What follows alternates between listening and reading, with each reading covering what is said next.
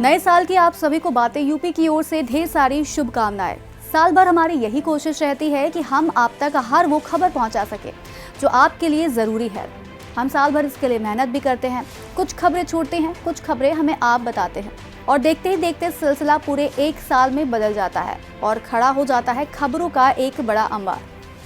बीता हुआ साल भी अपने साथ कुछ महत्वपूर्ण घटनाक्रमों को छोड़ गया है जो न सिर्फ आपके नॉलेज और एग्जाम के लिए बल्कि ऐतिहासिक रूप से काफ़ी महत्वपूर्ण है। तो आज के हमारे खास कार्यक्रम यूपी वार्षिकी 2023 में हम आपको उत्तर प्रदेश को मिली कुछ खास सौगात और बड़ी उपलब्धियों से रूबरू करा रहे हैं, जिसकी वजह से साल 2023 में हमारा यूपी चर्चा में रहा। पहली खबर है कि दुनिया का सबसे लंबा रिवर क्रूज गंगा विलास। साल की शुरुआत में प्रधानमंत्री नरेंद्र मोदी द्वारा वाराणसी को एक बड़ी सौगात दी गई। उन्होंने 13 जनवरी को दुनिया के सबसे लंबे रिवर क्रूज एमवी गंगा विलास को हरी झंडी दिखाई थी। इस क्रूज को साल 2018 से प्रमोट किया गया था और इसे साल 2020 में लॉन्च किया जाना था, लेकिन कोरोना महामारी के चलते इसमें देरी हो गई। 13 जनवरी को 32 विदेशी मेहमानों को लेकर ये 3200 किलोमीटर वाली 52 दिन की यात्रा के लिए वाराणसी से निकला था। ये क्रूज भारत और बांग्लादेश के कुल 27 रिवर सिस्टम से होकर गुजरा। इसमें गंगा, भागीरथी, हुगली, ब्रह्मपुत्र और वेस्ट कोस्ट नहर भी शामिल थी। ये क्रूज पटना, कोलकाता, ढाका, धुबरी, गुवाहाटी और माजुली द्वीप से होते हुए गुजरा है। फिलहाल पर्यटन की दृष्टि से ये क्रूज यूपी ही नहीं बल्कि भारत के लिए एक महान उपलब्धि है। दूसरी खबर है Uttar Pradesh global investor summit 2023 का आगाज। Uttar Pradesh global investor summit 2023 Bharat को 5 ट्रिलियन अमेरिकी डॉलर की अर्थव्यवस्था बनाने के लिए प्रधानमंत्री नरेंद्र मोदी के दृष्टिकोण से जुड़ी एक पहल थी, जिसके लिए उत्तर प्रदेश सरकार ने अगले 5 वर्षों में राज्य को 1 ट्रिलियन अमेरिकी डॉलर की अर्थव्यवस्था बनाने का महत्वाकांक्षी लक्ष्य रखा था। इस यूपी ग्लोबल इन्वेस्टर समिट का उद्घाटन 10 फरवरी 2023 को प्रधानमंत्री नरेंद्र मोदी द्वारा किया गया था। इस समिट के समापन के दौरान सीएम योगी ने राज्य को मिलने वाले लाभ के बारे में बताया था। उन्होंने कहा था कि उत्तर प्रदेश के वैश्विक निवेश महाकुंभ को प्रधानमंत्री के नेतृत्व में नई ऊंचाई मिली है। वैश्विक मंच पर उत्तर प्रदेश की ओर लोगों का आकर्षण बना। प्राचीन नगरी काशी, रामलला की जन्मभूमि अयोध्या, कृष्ण जी की जन्मभूमि मथुरा, गंगा यमुना का क्षेत्र उत्तर प्रदेश में है। बता दें कि निवेश के इस वैश्विक महाकुंभ में उत्तर प्रदेश को 33.50 लाख करोड़ रुपए के निवेश प्रस्ताव मिले थे। अगली खबर है उत्तर प्रदेश फिल्म नीति 2023 को मंजूरी मिली। इस साल उत्तर प्रदेश सरकार ने कई तरह की नई नीतियों को मंजूरी दी है, जिसमें राज्य फिल्म नीति 2023 भी शामिल है। सीएम योगी ने तय किया है कि नई फिल्म नीति नोएडा में बनने वाली फिल्म सिटी में बनने वाली फिल्मों पर भी लागू होगी। सरकार के मुताबिक अगर फिल्में अवधी, ब्रज, बुंदेली या भोजपुरी में बनाई जाती हैं तो इस नीति में लागत के 50% की सब्सिडी का प्रावधान है। अंग्रेजी, हिंदी या फिर अन्य भाषाओं में बनी फिल्मों के लिए फिल्म निर्माण की लागत का 25% अनुदान दिया जाएगा। राज्य में स्टूडियो या लैब आदि स्थापित करने के लिए 25% या अधिकतम 50 लाख रुपए की सब्सिडी दी जाएगी। अगली खबर है सेंट्रल विस्टा की तर्ज पर उत्तर प्रदेश में भी बनेगा नया विधान भवन। दिल्ली में नए संसद भवन की तर्ज पर अब उत्तर प्रदेश में भी नए विधान भवन का निर्माण कराने का फैसला इस वर्ष लिया गया है। भविष्य में होने वाले परिसीमन को देखते हुए वर्तमान में यूपी विधान भवन काफी छोटा साबित हो सकता है। ऐसे में यूपी की योगी आदित्यनाथ सरकार ने भी इस साल दिल्ली की तरह यूपी में भी नए विधान भवन को बनाने की तैयारी कर ली है। यूपी में नए विधान भवन को बनाने में करीब 3000 करोड़ रुपए की लागत आने की उम्मीद है। माना जा रहा है कि नए विधान भवन का निर्माण कार्य साल 2027 तक कराए जाने की कोशिश की जाएगी।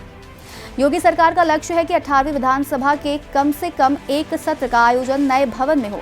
बता दें कि मौजूदा भवन का उद्घाटन 1928 में हुआ था, लेकिन अब जनसंख्या के हिसाब से हालात काफी बदल गए हैं। सेंट्रल विस्टा की तरह नया विधान भवन भी आधुनिक सुविधाओं और लेटेस्ट तकनीकी से लैस होगा।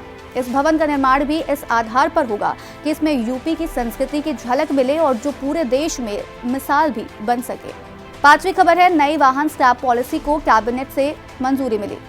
उत्तर प्रदेश के सीएम योगी आदित्यनाथ ने इस साल कैबिनेट मीटिंग के दौरान उत्तर प्रदेश की नई वाहन स्क्रैप नीति को मंजूरी दी थी। इसके तहत 15 साल से पुराने कमर्शियल और नॉन कमर्शियल वाहनों को स्क्रैप कराने पर बकाया टैक्स में छूट देने की बात कही गई है। इसके अनुसार साल 2003 से पहले यूपी में रजिस्टर हुए सभी कैटेगरी के वाहनों पर बकाया करों में 75% तक की छूट की बात कही गई थी। कैबिनेट बैठक में यूपी परिवहन विभाग के इस प्रस्ताव को हरी झंडी भी दिखा दी गई। ये छूट अधिसूचना जारी होने की तिथि से 1 साल के लिए मान्य होगी। इसके तहत साल 2003 में या इसके बाद और साल 2008 से पहले राज्य में पंजीकृत हुए सभी कैटेगरी के वाहनों पर 50% की छूट होगी। अगली खबर है, वाराणसी में देश के पहले रोपवे ट्रांसपोर्ट के लिए 200 करोड़ रुपए मंजूर किए गए। इस साल देश के पहले पब्लिक ट्रांसपोर्ट रोपवे को धरातल पर उतारने के लिए 200 करोड़ रुपए का बजट मंजूर किया गया है। दरअसल वाराणसी के एक पर्यटक स्थल होने के कारण यहां अक्सर भीड़ भाड़ देखने को मिलती है। बनारस के पुराने इलाकों की सड़कें आज भी संकरी और छोटी हैं, जिसके कारण ज्यादा ट्रैफिक होने की वजह से यहां अक्सर जाम की स्थिति बनी रहती है। इस रोपवे के बनने के बाद यहां देश विदेश से आने वाले पर्यटकों को भी काफी फायदा होगा। भीड़ भाड़ वाले इलाकों में पब्लिक ट्रांसपोर्ट के लिए सभी लोग इस रोपवे का इस्तेमाल कर सकेंगे। इस रोपवे की कुल लंबाई 3.75 किलोमीटर रखी गई है, जिस पर कुल 461 करोड़ रुपए की धनराशि खर्च की गई है। ये खास रोपवे 30 टावरों से होकर गुजरेगा, जिसके लिए 5 स्टेशन भी बनाए गए हैं। बता दें कि इसका पहला स्टेशन कैंट रेलवे स्टेशन परिसर में और गोदौलिया चौराहे पर अंतिम स्टेशन बनाया गया है। अगली खबर है, उत्तर प्रदेश के 4 परमवीर चक्र विजेताओं के नाम पर अंडमान निकोबार के द्वीप। वर्ष 2023 में नेताजी सुभाष चंद्र बोस की 126वीं जयंती पर पराक्रम दिवस के कार्यक्रम के दौरान प्रधानमंत्री नरेंद्र मोदी ने अंडमान निकोबार द्वीप समूह के जिन 21 द्वीपों को परमवीर चक्र विजेताओं का नाम दिया था, उन वीरों में 4 उत्तर प्रदेश से थे। परमवीर चक्र से सम्मानित कैप्टन योगेंद्र सिंह यादव बुलंदशहर के रहने वाले थे। कारगिल युद्ध के दौरान टाइगर हिल्स में कब्जा जमाने में उन्होंने अदम्य साहस का परिचय दिया था। शाहजहांपुर के रहने वाले नायक जदुनाथ सिंह भी परमवीर चक्र से सम्मानित है। 6 फरवरी 1948 को जम्मू कश्मीर के नौशेरा सेक्टर में उन्होंने पाकिस्तानी सैनिकों को पीछे भागने पर मजबूर कर दिया था। इस दौरान उन्हें सिर पर गोली लगी और वह शहीद हो गए।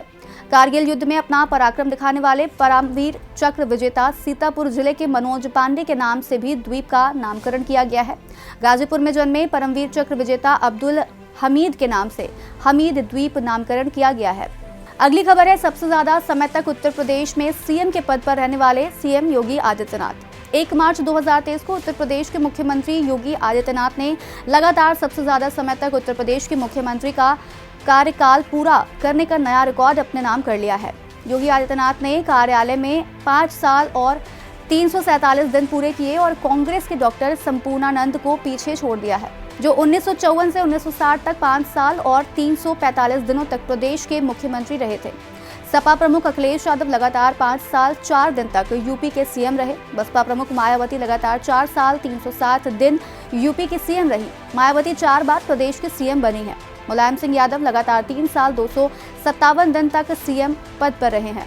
बता दें कि सीएम योगी यूपी में ऐसे नेताओं में हैं जिनके नेतृत्व में किसी एक पार्टी की लगातार दूसरी बार सरकार बनाई गई है। 2022 के विधानसभा चुनाव में फिर से बीजेपी की लगातार दूसरी बार पूर्ण बहुमत की सरकार सत्ता में आई और वे दोबारा सीएम बन गए। योगी आदित्यनाथ बीजेपी के प्रदेश के ऐसे सीएम हैं जो लगातार 5 साल तक सत्ता संभाल चुके हैं। इसके पहले कोई भी बीजेपी नेता लगातार 5 साल तक यूपी का सीएम नहीं रहा है। योगी के अलावा गोविंद वल्लभ पंत, मायावती और अखिलेश यादव भी लगातार 5 साल तक यूपी के सीएम रहे हैं।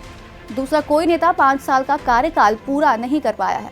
अगली खबर है, बनारसी पान, बनारसी लंगड़ा आम, रामनगर भाटा यानी कि बैंगन और चंदौली का आदम चीनी चावल को मिला जीआई टैग। इस साल यूपी के 11 कृषि उत्पादों को जीआई टैग मिला है, जिसमें अब बनारसी पान, लंगड़ा आम, रामनगर भंटा और आदम चीनी चावल का नाम भी जुड़ चुका है। भारत के तमाम देसी उत्पाद अंतर्राष्ट्रीय स्तर पर अपनी पहचान कायम कर रहे हैं। विशेष स्थान से ताल्लुक रखने वाले उत्पादों को अब जीआई टैग दिया जाने लगा है। इससे लोकल लेवल पर रोजगार के अवसरों को बढ़ाने में काफी मदद मिलती है।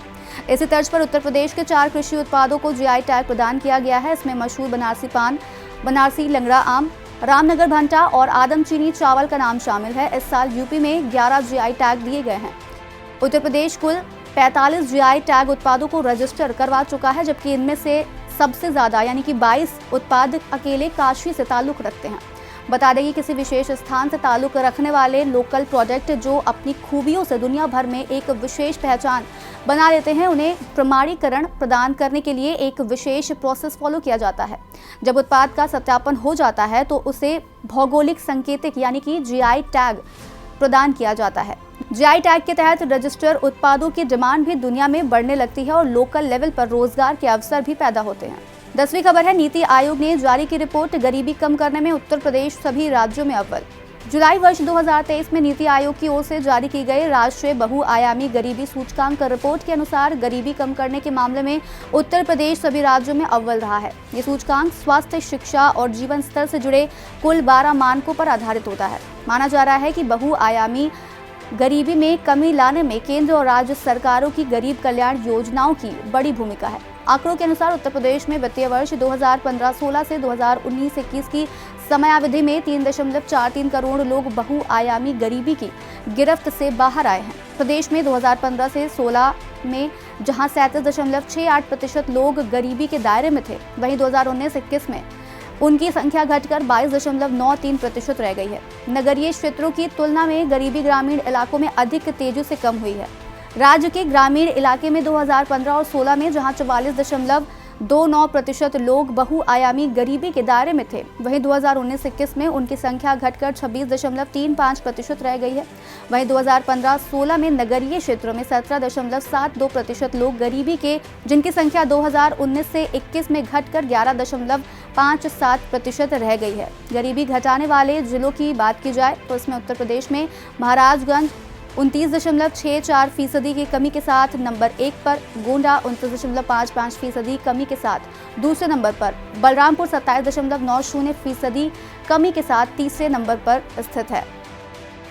तो ये था हमारा यूपी वार्षिकी 2023, जिसमें हमने उत्तर प्रदेश की कुछ बड़ी उपलब्धियों के बारे में आपको जानकारी दी है, जिसकी वजह से साल भर हमारा यूपी चर्चा में रहा। अगर आपके जहन में इस टॉपिक से जुड़ी कोई महत्वपूर्ण घटना हो तो हमें कमेंट करके ज़रूर बताइए। अभी के लिए इतना ही। आप देखते रहिए और करते रहिए बातें यूपी की।